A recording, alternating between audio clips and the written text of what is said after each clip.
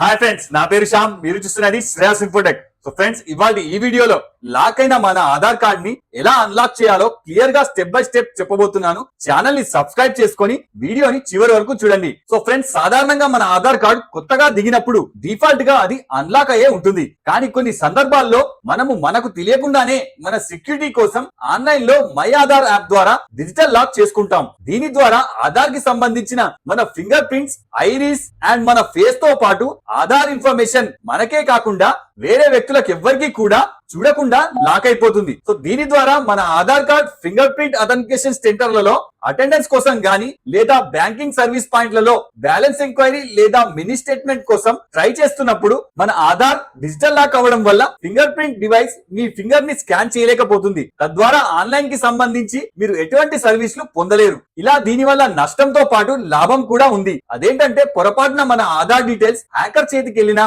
మన ప్రమేయం లేనిది వాళ్ళు ఏమీ చేయలేరు. సో ఇలాంటప్పుడు మన ఆధార్ ని మనమే ఓన్ గా ఎలా లాక్ అండ్ అన్లాక్ చేయాలో ఇప్పుడు చూద్దాం. సో మొదటగా మీ మొబైల్లో లేదా పీసీలో క్రోమ్ బ్రౌజర్ ని ఓపెన్ చేసి సెర్చ్ బార్ లో myaadhar.uidai.gov.in టైప్ చేసి ఎంటర్ చేయండి. ఇప్పుడు డైరెక్ట్ గా మీకు ఆధార్ హోమ్ పేజ్ ఓపెన్ అయిపోతుంది. ఒకవేళ మీకు ఓపెన్ కాకుంటే లింక్ డిస్క్రిప్షన్ లో ఉంది, అక్కడ నుంచి మీరు డైరెక్ట్ గా ఓపెన్ చేసుకోవచ్చు. ఇప్పుడు హోమ్ పేజ్ లో ఫింగర్ ప్రింట్ కింద లాగిన్ ని సెలెక్ట్ చేసుకోండి. ఇప్పుడు ఈ విండోలో పైన ఆధార్ నంబర్ తో పాటు కింద క్యాప్చా ఎంటర్ చేసి లాగిన్ విత్ ఓటీపీ సెలెక్ట్ చేయండి. ఇప్పుడు ఓటీపీ ఎంటర్ చేసి లాగిన్ చేయండి. ఇప్పుడు ఈ విండోలో మీకు రెడ్ కలర్ లో లాక్ స్క్రీన్ కనిపిస్తుంది. అంటే మీ ఆధార్ ఇప్పుడు లాక్ అయి ఉందని అర్థం. సో ఇప్పుడు లాక్ అండ్ అన్లాక్ బయోమెట్రిక్ ని సెలెక్ట్ చేసుకోండి.